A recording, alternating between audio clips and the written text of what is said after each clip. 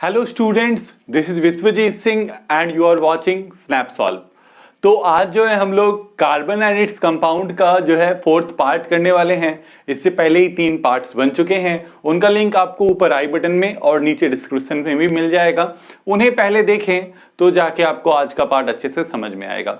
तो आज हम लोग बात करने वाले हैं नॉमेनक्लेचर का।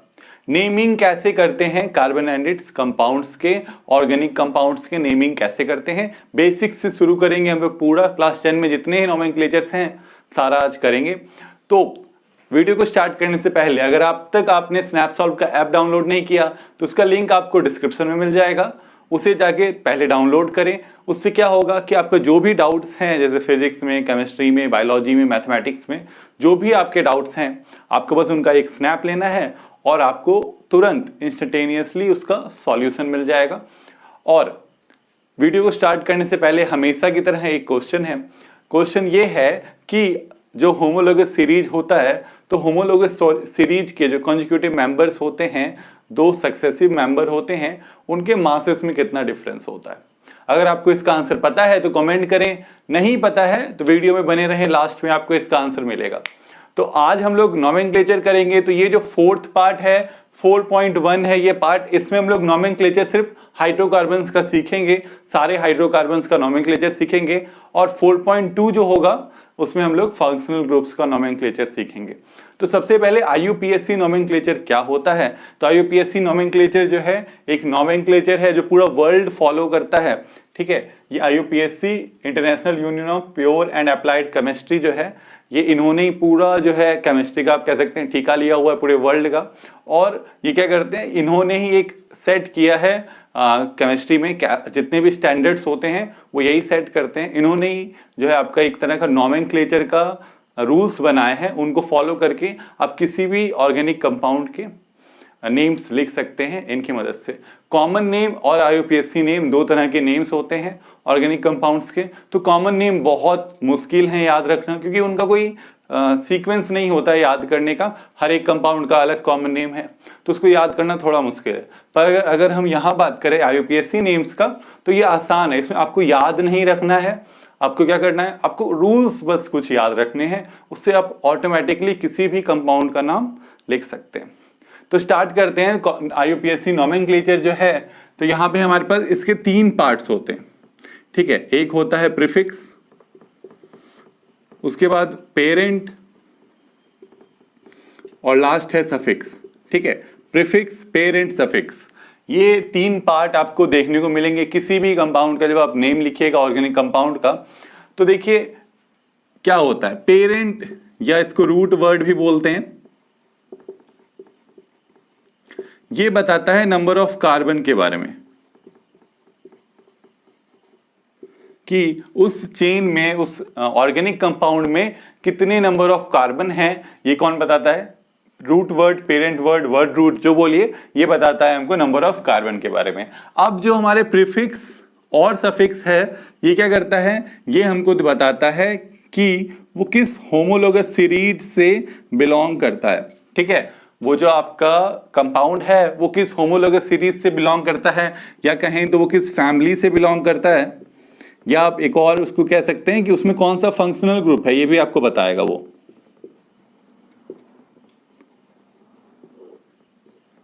ठीक है, तो वो किस होमोलोगस सीरीज से, किस फैमिली से, कौन सा फंक्शनल ग्रुप है, ये कौन बताएगा, प्रीफिक्स और सफिक्स बताएंगे। तो देखिए ऐसा जरूरी नहीं है कि प्रीफिक्स और सफिक्स दोनों एक साथ आए, एक साथ यूज हों किसी नेम्स में। दोनों में से एक भी हो सकता है या दोनों भी हो सकते हैं। ठीक है, लेकिन पेरेंट वर्ड कंफर्म है कि होगा, क्योंकि वो बताएगा नंबर ऑफ कार्बन के बारे में। तो जैसे हम एग्जांपल्स अगर लें कुछ, तो इन तीनों को समझने के लिए, तो जैसे हमने मान लीजिए इथेनॉल एक एग्जाम्पल ले लिया। ठीक है, तो अब देखिए यहाँ पे क्या है ना, यहाँ पे जो आपका इथेन है ये क्या है, ये आपका पेरेंट वर्ड है। ठीक है, यहाँ पे इथ कह सकते हैं कि पेरेंट वर्ड है। तो इथ से कुछ याद आ रहा होगा, पिछले वीडियोस में हमने पढ़ा है नंबर ऑफ कार्बन अगर 1 होता है तो मिथ होता है, 2 होता है तो इथ होता है ना। तो यहाँ पे इथ है तो ये बता रहा है कि इसमें 2 कार्बन प्रेजेंट है।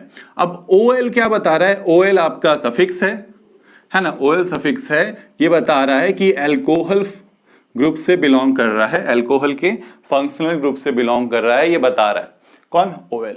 ठीक है, तो यही चीज आपको समझाने की कोशिश कर रहा हूं कि ये जो प्रीफिक्स है, पेरेंट है और जो सफिक्स है, वो यही करता है, क्या करता है, प्रीफिक्स जो है या सफिक्स हमको बताता है कि वो किस फैमिली, कौन सा फंक्शनल ग्रुप, कौन सा होमोलोगस सीरीज से बिलोंग कर रहा है, और parent word number of carbon बताता है। ठीक है, तो ऐसे भी हो सकता है। और देखिए अब एक और एग्जांपल हम लोग लेते हैं, क्लोरो इथेन। ठीक है, अब यहां पे ये देखिए कि क्लोरो इथेन, ठीक है, तो देखिए यहाँ पे ETH, इथ जो है वो आपका पेरेंट वर्ड है फिर से, तो इथ के लिए 2 कार्बन, ये पेरेंट वर्ड बता रहा है कि यहाँ पे 2 कार्बन हैं। अब देखिए क्लोरो आपका प्रीफिक्स है, एन आपका सफिक्स है, क्लोरो प्रीफिक्स है, एन सफिक्स है, तो क्लोरो प्रीफिक्स है तो ये क्या बता रहा है कि यहाँ पे क्लोरीन अटैच्ड है, और एन क्या बता रहा है कि ये एल्केन फैमिली से बिलोंग करता है। तो देखिए यही चीज है यहाँ पे कि ये बता रहा है कि ये फंक्शनल ग्रुप कौन सा है, ये बता रहा है कि ये एल्केन फैमिली से बिलोंग करता है, इथ बता रहा है कि 2 कार्बन है। तो यही चीज आपका IUPAC नोमेनक्लेचर का अगर हमने पार्ट्स के बारे में जाना, प्रीफिक्स, पेरेंट एंड सफिक्स। ठीक है, ये प्रीफिक्स, पेरेंट, ये सफिक्स, तो बस यही पार्ट्स हैं। आई होप आपको ये क्लियर हो गया होगा। तो सबसे पहले हम लोग यहाँ पे नोमेनक्लेचर करेंगे हाइड्रोकार्बन्स में एल्केन का। हमको पता है हमको 3 ही तरह के हाइड्रोकार्बन्स पढ़ने हैं, उनके बारे में भी हम लोग पढ़ चुके हैं पहले ही, एल्केन, एल्कीन और एल्काइन, तीनों का डिटेल में यहाँ नोमेनक्लेचर होगा। सबसे पहले एल्केन। ठीक है, तो एल्केन का नोमेनक्लेचर करना बहुत ही आसान है। ठीक है, आप जानते हैं, ये कर भी चुके हैं हम लोग पहले भी, पर देख लेते हैं एक बार। तो यहाँ पे देखिए हमको क्या करना है, हमको ALK वर्ड को एलिमिनेट करना है। तो सबसे पहले एल्केन्स होते क्या है वो भी देख लीजिए। ऐसे कंपाउंड्स होते हैं, कार्बन कंपाउंड्स होते हैं जिसमें सिर्फ सिंगल बॉन्ड इन्वॉल्व होता है। क्या इन्वॉल्व होता है, सिर्फ और सिर्फ सिंगल बॉन्ड्स इन्वॉल्व होते हैं, तो उनको हम क्या बोलते हैं, एल्केन्स बोलते हैं। तो यहाँ पे आपका क्या है, ये एल्केन है। यहाँ पे देखिए 3 अलग अलग कंपाउंड्स हैं, तीनों एल्केन है, तीनों का नाम अभी हम लोग देखेंगे। ठीक है, तो देखिए यहाँ पे 1 2 3 4, तो 4 कार्बन है, सारे सिंगल बॉन्ड है, सारे सिंगल बॉन्ड है तो वो एल्केन होगा। ठीक है, 4 कार्बन है, 4 कार्बन है, तो देखिए यहाँ पे parent word number of carbons के लिए 4 कार्बन है, तो पेरेंट वर्ड क्या है, ब्यूट है। तो चलिए यहाँ पे सबसे पहले हम लोग ब्यूट लिख देंगे। ठीक है, मतलब जो आपका ALK है इसको हटाना है, इसकी जगह क्या लगा दिया हमने, ब्यूट लगा दिया। अब इसके बाद क्या लिखा हुआ है, ANE लिखा हुआ है, ANE लिख दीजिए, हो गया इसका नाम। इसका नाम क्या है, ब्यूटेन है इसका नाम। ठीक है, वैसे हम यहाँ पे देखेंगे, यहाँ पे देखिए 1 2 3 4 5 6 7, जहां पे कुछ नहीं है वहां पे मान लीजिए हाइड्रोजन है। ठीक है, हर जगह हाइड्रोजन अटैच्ड है। तो 1 2 3 4 5 6 7, 7 आपके पास यहाँ पे कार्बन एटम्स हैं, और सारे सिंगल बॉन्डेड हैं, है ना, सिंगल बॉन्ड है सब में। जब सिंगल बॉन्ड है तो क्या होगा, सिंगल बॉन्ड है तो ये एल्केन होगा, एल्केन होगा, साथ में 7 कार्बन है, तो 7 के लिए कौन सा वर्ड है, हेप्ट वर्ड है। मतलब आपका जो ये ALK है ये यहाँ एलिमिनेट हो जाएगा, मतलब सब्स्टिट्यूट हो जाएगा हेप्ट वर्ड के साथ। इसके आगे लगा क्या है, ANE लगा है, तो इसका नाम क्या हो जाएगा, इसका नाम हो जाएगा हेप्टेन। तो बहुत ही इजी है एल्केन का नोमेनक्लेचर। ठीक है, तो आपको समझ में आ गया होगा इन दोनों से। अब इसका नाम जो है आप मुझे कमेंट करके बताएं। तो अब हम लोग यहाँ पे देखिए एल्केन का ही नोमेनक्लेचर का सेकंड पार्ट है यहाँ पे, एल्केन कैसे, ब्रांच वाले। ठीक है, अभी हमने देखा लॉन्ग चेन एल्केन्स का नोमेनक्लेचर करना बहुत ही आसान था, वो हमने देख लिया। अब हम लोग ब्रांच वाले एल्केन्स का नोमेनक्लेचर करेंगे, मतलब एक लॉन्ग चेन होगा, वहां पे कोई और साथ में एक एल्केन अटैच होगा। ठीक है, एक ब्रांच अटैच होगा आप कह सकते हैं, उसका नोमेनक्लेचर यहाँ देखने वाले। हमने यहाँ पे 5 एग्जांपल्स लिए हैं, एक तो सिंपल वाला ही है जो हमने पिछला लिया था। ठीक है, अभी देखिए अब इसका नाम लिखना है हमको। ठीक है, यहाँ क्या लिखना है, इसका नेम लिखना है। तो सबसे पहले हमको लॉन्गेस्ट चेन जो है वहां पे, longest carbon chain, longest carbon chain को काउंट करना है।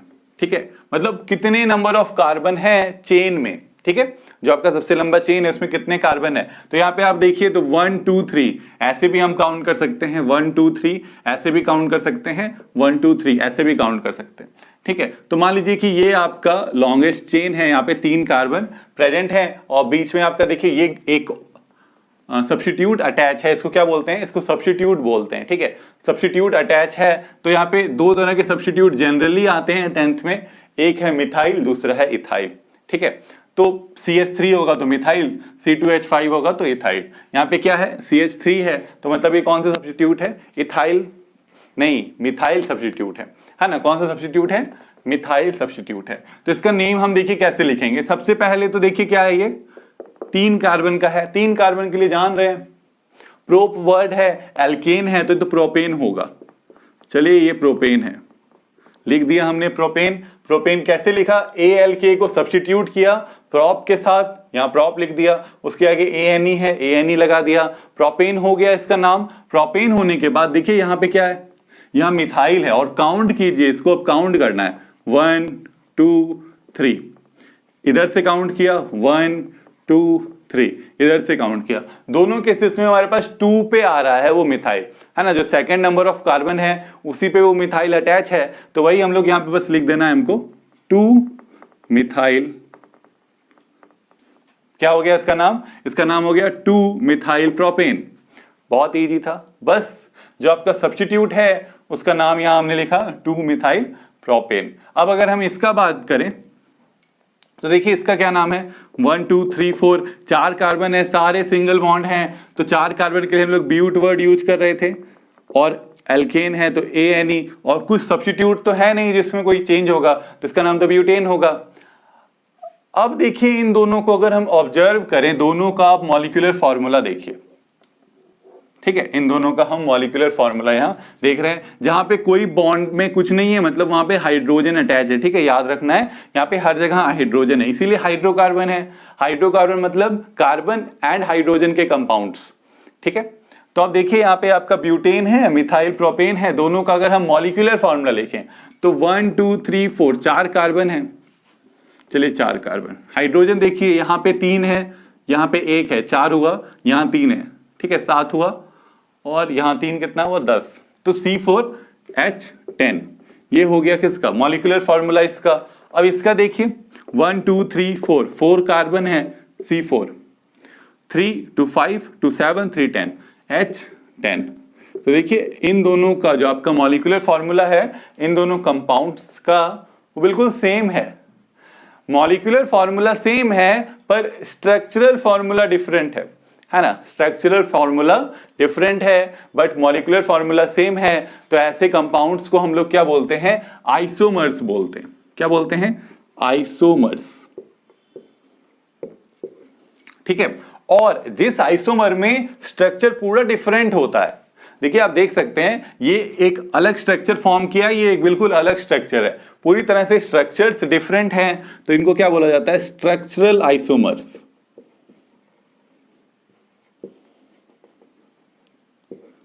क्या बोला जाता है, स्ट्रक्चरल आइसोमर्स बोला जाता है, जहां पे आपके स्ट्रक्चर्स पूरी तरह से डिफरेंट हो जाएंगे पर मॉलिक्यूलर फॉर्मूला सेम रहेगा, तो उसको हम स्ट्रक्चरल आइसोमर बोलेंगे, ठीक है। तो अब इसका देखिए क्या है, अब यहां पे अब आपको बोला जाए कि C4H10 का ब्रांच्ड आइसोमर बनाइए, तो ये ब्रांच्ड आइसोमर है। अगर इसका बोला जाए लॉन्ग चेन आइसोमर बनाइए, तो ये लॉन्ग चेन आइसोमर है, ठीक है। ये C4H10 का ब्रांच आइसोमर है, ये C4H10 का लॉन्ग चेन आइसोमर है, याद रखना है। अब इसके बाद बाकी जो हमारे 3 हैं यहाँ पे कंपाउंड्स, उनका हम लोग नेम करने वाले हैं।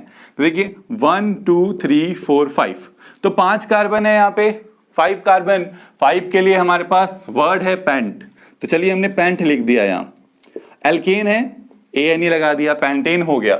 अब बचा क्या, यहाँ पे 1, अब हमारे पास यहाँ पे 2 अलग अलग, मतलब सेम सब्स्टिट्यूट है 2 अलग अलग प्लेसेस पे, तो सबसे पहले हमको इसको काउंट करना है। चलिए काउंट करते हैं, 1 2 3 4 5, इधर से काउंट कीजिए 1 2 3 4 5।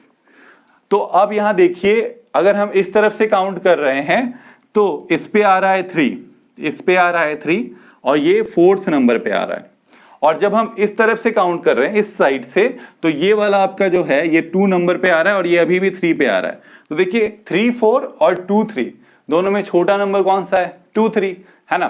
देखिए याद ये रखना है कि जब भी हम सब्स्टिट्यूट को लिखेंगे नोमेनक्लेचर करते समय, जब उसके नेम्स में उसको लिखेंगे तो उसके आगे जो नंबर होना चाहिए वो स्मॉलेस्ट होना चाहिए, सबसे छोटा वाला नंबर वहां हम लोग यूज करेंगे। तो हमने इधर से जब देखा तो यहाँ पे नंबर आ रहा है 3 और 4, और इस तरफ से जब हमने देखा तो नंबर क्या आ रहा है 2 और 3। तो इसका नेम देखिए क्या होगा, क्योंकि हम छोटा वाला नंबर यूज करेंगे तो कौन सा नंबर यूज करेंगे, 2 3, दोनों लिखना है 2 3। एक आपका एक सब्स्टिट्यूट कहाँ है, 2 पे है, दूसरा कहाँ है 3 पे है, तो ये क्या हो जाएगा 2 3। इसके बाद देखिए क्या है, 2 मिथाइल है हमारे पास, तो यहां आ जाएगा डाई मिथाइल। ठीक है, 2 3 di methyl pentane, 2 3 di methyl pentane. ठीक है, तो ये हो गया इसका नेम। अब अगर हम आगे देखें तो हमारे पास देखिए 1 2 3 4, यहां पे 4 कार्बन है, और अब देखिए यहां से काउंटिंग करते हैं 1 2 3 4, तो इधर से काउंट किया तो 3 पे 2 हमारे पास मिथाइल ग्रुप्स आ रहे हैं, और जब हम यहां से काउंटिंग कर रहे हैं इस तरफ से तो देखिए 2 पे दोनों मिथाइल ग्रुप्स आ रहे हैं, तो 2 और 3 दोनों में से छोटा कौन सा है, 2। सिंपल है कि 2 छोटा है, 2 छोटा है तो आपका ये दोनों मिथाइल ग्रुप के आगे कौन सा नंबर लगेगा, 2 लगेगा। देखिए 2 मिथाइल ग्रुप्स हैं, फिर सेम चीज यहाँ पे 2 था तो डाई लगा, वैसे यहाँ पे भी डाई लगेगा, पर एक ही नंबर पे दोनों है तो हम लोग उस नंबर को 2 बार लिखेंगे, 2 2। ठीक है, मतलब दोनों का हमको पोजीशन बताना है, पहले वाले का पोजीशन 2 हो गया, दूसरे वाले का भी पोजीशन 2 हो गया। इसके बाद डाई मिथाइल है ना। अब देखिए 1 2 3 4, 4 है, 4 के लिए हम लोग ब्यूट यूज कर रहे हैं, ब्यूट लिख दिया। अब ये एल्केन है तो ANE लगा दीजिए, 2 2 डाई मिथाइल ब्यूटेन। आसान है, बहुत आसान है। ठीक है, अब इसमें देखिए इसका नोमेनक्लेचर हमको करना है। इसका नोमेनक्लेचर देखिए यहाँ पे एक अलग सब्स्टिट्यूट भी है, 2 मिथाइल है, और ये कौन सा सब्स्टिट्यूट है, इथाइल। ठीक है, इथाइल सब्स्टिट्यूट है, इसका नेम हम लोग यहाँ पे लिखने वाले हैं। तो सबसे पहले 1 2 3 1 2 3 4 5 6 7 8, यहाँ पे 8 कार्बन है, इधर से काउंट किया, एक बार इधर से भी कर लेते हैं, 1 2 3 4 5 6 7 8। अब देखिए इस तरफ से जब आप काउंट कर रहे हैं तो नंबर आ रहा है 4 6 और 8, और जब इधर से आप काउंट कर रहे हैं तो नंबर आ रहा है 2 3 और 5। तो देखिए छोटा नंबर कौन सा है, आपको देखने से ही पता लग रहा है 4 6 2 3 5, तो छोटा ये वाला नंबर है ना, ये वाला नंबर यहाँ पे आपको छोटा मिल रहा है, तो इस नंबर को हम लोग करेंगे यूज। ठीक है, छोटे वाले नंबर्स को यूज करेंगे। तो अब देखिए इसको लिखना कैसे है, अब यहाँ पे बात ये आ रहा है कि हमारे पास यहाँ पे तो 2 सब्स्टिट्यूट्स हैं, एक 2 तरह के सब्स्टिट्यूट्स हैं, एक मिथाइल है दूसरा इथाइल है, पहले किसे लिखें, है ना, यहाँ पे बात आता है। तो वहां पे हम लोग यूज करते हैं अल्फाबेटिकल ऑर्डर।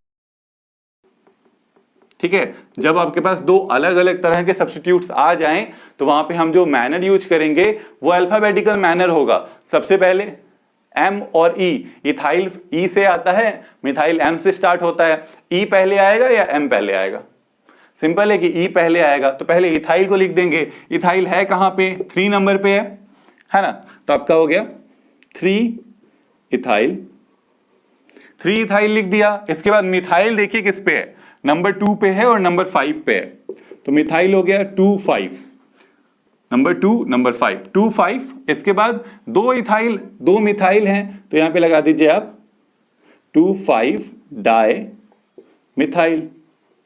ठीक है, अब टोटल नंबर ऑफ कार्बन कितने थे, लॉन्गेस्ट चेन में 8 कार्बन थे।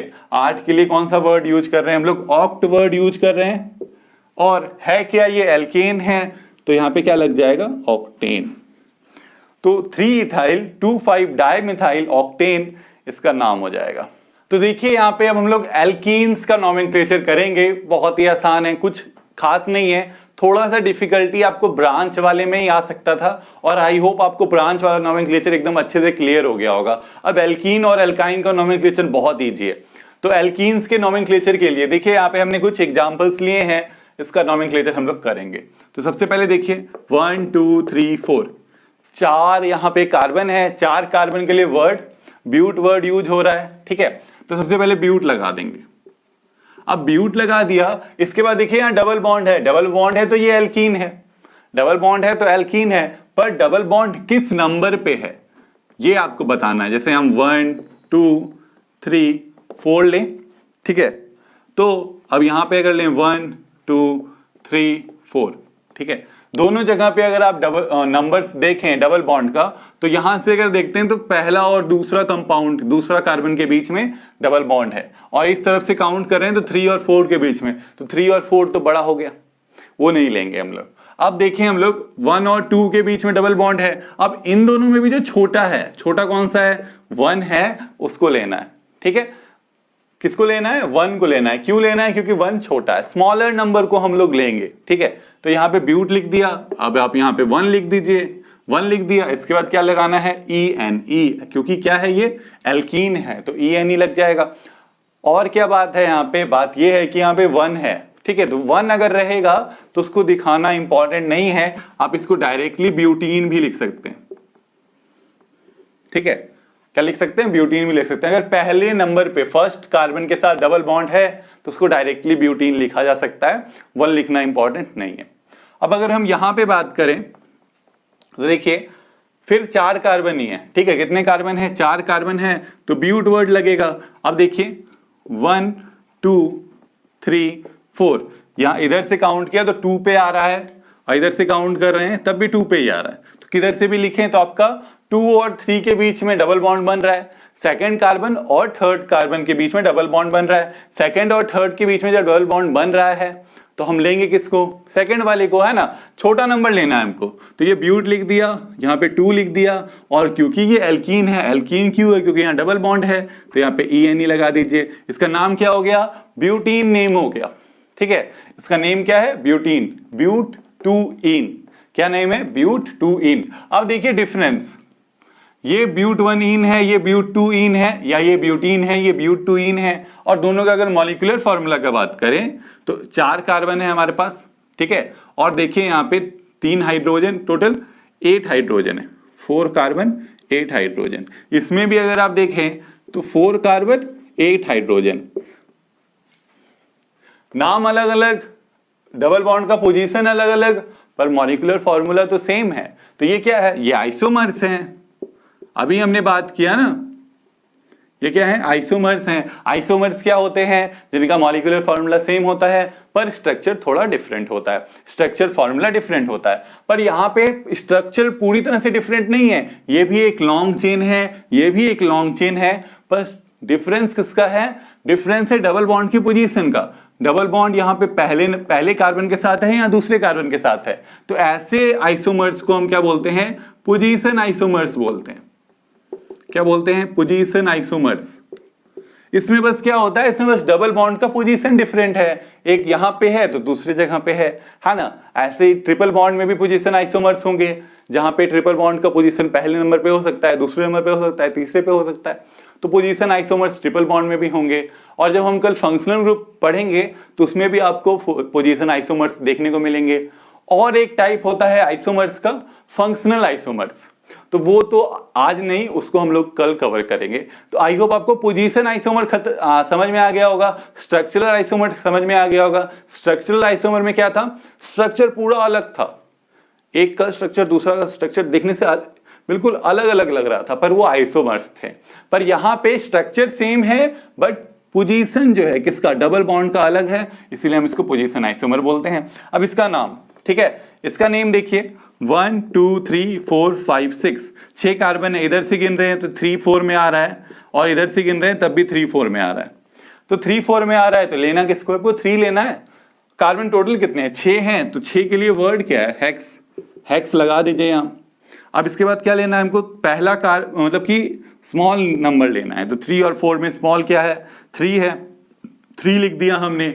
अब यहाँ पे ये क्या है, ये एल्कीन है, तो यहाँ पे क्या लग जाएगा, ई लग जाएगा, इसका नाम क्या हो गया, हेक्स 3 अब बचा ये वाला, इसका नाम आपको खुद लिखना है, कमेंट करके बताइए, ठीक है, वीडियो में बने हुए हैं, इसका पता कैसे लगेगा, जब आप कमेंट करके मुझे बताइएगा कि इसका नाम क्या होगा, ठीक है। मतलब जहां पे मैंने कुछ नहीं लगाया है वहां पे मान लीजिए कि हाइड्रोजन अटैच्ड है, ये हाइड्रोकार्बन है, इसका नेम बताइए, बस यहाँ पे डबल बॉन्ड है, बाकी सभी जगह सिंगल बॉन्ड्स हैं। तो यहाँ पे अब हम लोग एल्काइन का नोमेनक्लेचर करने वाले हैं। ठीक है, लास्ट टॉपिक है आज के वीडियो का। हम लोग एल्काइन का नोमेनक्लेचर करेंगे। जैसे एल्कीन का किए बिल्कुल वैसा ही एल्काइन का नोमेनक्लेचर है, बस YNE लगता है इसके लास्ट में, बस यही याद रखना है। बाकी सेम जो आपके रूल्स एल्कीन में अप्लाई होंगे वही यहाँ अप्लाई होंगे। तो चलिए इसका नोमेनक्लेचर करते हैं इस कंपाउंड का। तो 1 2 3 4 5 6 6 कार्बन है, 6 कार्बन है तो हेक्स वर्ड यूज होगा, हेक्स लगा दिया हमने। ठीक है, अब ट्रिपल बॉन्ड कितने नंबर पे है? 1 2 3, इधर से भी 3 पे आ रहा है, 1 2 3 इधर से भी 3 पे आ रहा है तो हम लेंगे 3। इसके बाद लास्ट में क्या लगा हुआ है? YNE लगा हुआ है, लगा दिया। इसका क्या नाम हो गया? हेक्स 3 आइन। ठीक है, हेक्स 3 आइन। अब अगर हम इसको देखें तो 1 2 3 4 5 5 कार्बन है, 5 के लिए वर्ड क्या है? पेंट। पेंट लगा दिया हमने। इसके बाद देखिए कार्बन अगर हम यहाँ से इस तरफ से काउंट करते हैं तो फर्स्ट पोजीशन पे ही मिल जाता है हमको ट्रिपल बॉन्ड, और इधर से काउंट करते हैं तो फोर्थ पोजीशन पे मिल रहा है ट्रिपल बॉन्ड। तो 1 और 4 छोटा कौन सा है? 1 छोटा है तो हम यहाँ 1 लिखेंगे, पेंट 1, और लास्ट में क्या लगा हुआ है? YNE। तो पेंट 1 आइन। पर जरूरी नहीं है 1 लिखना, 1 लिखना इंपॉर्टेंट नहीं है। तो इसका क्या नाम हो सकता है? इसका नाम पेंटाइन हो सकता है। ये भी सही है और ये भी सही है। अब इस कंपाउंड का नाम आपको बताना है। ठीक है, कमेंट कीजिए इसका नाम। अब देखिए एक मिक्सचर ले लिया है हमने यहाँ पे, एक क्या कहते हैं जो अभी हमने सीखा उसका मिक्सचर। ठीक है, ऐसे केमिस्ट्री वाला मिक्सचर नहीं, जो अभी हमने सीखा ब्रांच का नोमेनक्लेचर करना, एल्कीन का एल्काइन का नोमेनक्लेचर करना, उसको थोड़ा सा मिला दिया है। यहाँ पे देखिए डबल बॉन्ड भी है और एक ब्रांच भी है। इसका नेम कैसे लिखें? इजी है काफी, उन्हीं रूल्स को बस कैरी आउट करना है जो हमने अभी सीखे हैं। ठीक है, देखिए अब पहले हम लोग काउंटिंग करेंगे। 1 2 3 4 5 5 कार्बन है। ठीक है, उसको तो लिखना ही है, 5 कार्बन है मतलब पेंट यहाँ आने वाला है। पर अगर हम देखें थर्ड नंबर पे मिथाइल आ रहा है और फोर्थ नंबर पे डबल बॉन्ड आ रहा है। और पर अगर हम इधर से काउंटिंग करें तो इस साइड से, ये इधर से था, अब इधर से काउंटिंग कर रहे हैं। ये 1 हो गया, 2 हो गया, 3 हो गया, 4 हो गया, 5 हो गया। अब इधर से काउंट कर रहे हैं तो 2 नंबर पे, फर्स्ट नंबर पे ही आ रहा है डबल बॉन्ड। डबल बॉन्ड कहाँ आ रहा है? फर्स्ट नंबर पे आ रहा है, और जो आपका मिथाइल है वो अभी भी थर्ड पोजीशन पे ही है। बात यहाँ पे एक चीज आपको ध्यान में रखना है कि जिस चेन के साथ डबल और ट्रिपल बॉन्ड होगा उसी को हम लॉन्गेस्ट चेन मानेंगे। ठीक है, जहां पे आपको इस चेन में यहाँ दिख रहा है ये क्या है? इसमें डबल बॉन्ड अटैच्ड है, मतलब ये लॉन्गेस्ट चेन है। जिसमें भी डबल या ट्रिपल बॉन्ड होगा उसको हम लॉन्गेस्ट चेन मान लेंगे। तो अब देखिए इधर से काउंट करने पे पहले नंबर पे ही आ गया डबल बॉन्ड, और ये अभी भी तीसरे पे है। तो 3 और 4 और 1 और 3, तो प्रीफर कौन सा करेंगे हम लोग? 1 और 3 को प्रीफर करेंगे। ठीक है, अब इसका नाम लिखते हैं। तो देखिए सबसे पहले हमको प्रीफिक्स लगाना है ना। हम लोगों ने जो नेम्स जो अभी पढ़े हैं IUPAC नोमेनक्लेचर का जो पार्ट पढ़ा नेम्स का, पहले प्रीफिक्स था, फिर पेरेंट था, फिर सफिक्स था। तो आपका जो डबल बॉन्ड है वो तो सफिक्स है, ENE जो आपका है ENE वो तो लास्ट में लगता है। तो पहले इसका तो जिक्र करना नहीं है, पहले हमको प्रीफिक्स का जिक्र करना है, क्योंकि ये जो आपका सब्स्टिट्यूट है यहाँ पे, ये क्या है? ये मिथाइल है और ये प्रीफिक्स है, ये पहले लगता है। तो 3 नंबर पे मिथाइल है तो यहाँ हम लोग 3 दे देंगे, और क्या दे देंगे? मिथाइल दे देंगे। ठीक है, 3 मिथाइल दे दिया। अब ये है क्या? 5 कार्बन है, 5 कार्बन के लिए पेंट। ठीक है, पेंट दे दिया हमने। देखिए पहले प्रीफिक्स लगाया, उसके बाद रूट वर्ड पेंट था। अब सफिक्स का बात आएगा तो यहाँ पे कितने नंबर पे डबल बॉन्ड है? 1 पे डबल बॉन्ड है तो 1 इन हो जाएगा। ठीक है, अब देखिए यहाँ पे 1 लिखना इंपॉर्टेंट नहीं है तो इसका आप दूसरा नाम भी लिख सकते हैं ऐसे, 3 मिथाइल पेंटीन, तो ये भी इसका नाम हो जाएगा। ठीक है, और इसमें भी मान लीजिए कि ऐसा जरूरी नहीं कि हमेशा एक ही जगह डबल बॉन्ड हो, 2 जगह भी डबल बॉन्ड हो सकता है। तो वहां पे हम लोग 1 के साथ, जैसे मान लीजिए कि दूसरे नंबर पे भी डबल बॉन्ड होता तो हम लोग 1 2 डाई इन लिखते। क्या लिखते? 1 2 डाई इन। और ऐसे ही अगर ट्रिपल बॉन्ड होगा तो आइन, 2 ट्रिपल बॉन्ड होंगे तो डाई आइन। ऐसे ही नोमेनक्लेचर आपको करना है। यहां पे हमने हाइड्रोकार्बन्स का जो नोमेनक्लेचर है वो फिनिश कर लिया। नेक्स्ट वीडियो जो पार्ट होगा 4.2, वहां हम लोग करेंगे किसका नोमेनक्लेचर? फंक्शनल ग्रुप्स का। तो स्नैपसॉल्व के YouTube चैनल को ऐसे ही वीडियोस के लिए जरूर सब्सक्राइब करें, हमारे नोटिफिकेशंस के लिए बेल आइकन को भी प्रेस करें। अब तक आपने स्नैपसॉल्व का ऐप डाउनलोड नहीं किया तो उसे जाके प्ले स्टोर से डाउनलोड कर लें, उसका लिंक आपको डिस्क्रिप्शन में भी मिल जाएगा, वहां से भी कर सकते हैं। उससे क्या होगा, आपको बस एक स्नैप लेना है अपने डाउट्स का, फिजिक्स, केमिस्ट्री, बायोलॉजी, मैथमेटिक्स, किसी में भी डाउट्स है, एक स्नैप लीजिए, तुरंत उसका सॉल्यूशन। पर अभी एक चीज बाकी है, जो हमने क्वेश्चन पूछा था वीडियो के स्टार्टिंग में। क्वेश्चन क्या पूछा था कि किसी भी होमोलोगस सीरीज में क्या होता है, दो कॉन्जिक्यूटिव मेंबर्स के बीच में कितना मासेस का डिफरेंस होता है। ठीक है, मास का डिफरेंस क्या होता है। तो कोई भी एक आप ले लीजिए होमोलोगस सीरीज, जैसे मान लीजिए हम एल्केन का होमोलोगस सीरीज लेते हैं, तो पहला CH3 है, CH4 है, दूसरा है C2H6। अब दोनों में डिफरेंस देखिए, दो ले लिया मेंबर काफी है, इसी से आपको पता लग जाएगा दोनों में डिफरेंस कितना होता है, ये हमने पढ़ा है। डिफरेंस होता है CH2 का, एक कार्बन और दो हाइड्रोजन का डिफरेंस होता है। अब अगर हम कार्बन का बात करें तो कार्बन कितना है, कार्बन का एटॉमिक मास कितना है, 12 यूनिट्स है, और हाइड्रोजन का कितना है, 1 यूनिट है। तो यहाँ हाइड्रोजन है कितने, 2 हाइड्रोजन है, यानी 12 हो गया कार्बन का, 2 हाइड्रोजन का हो गया 2, तो टोटल कितना हो गया 14 यूनिट्स हो गए। ठीक है, ये 14 यूनिट है आपका difference between two masses of two consecutive members of a homologous series.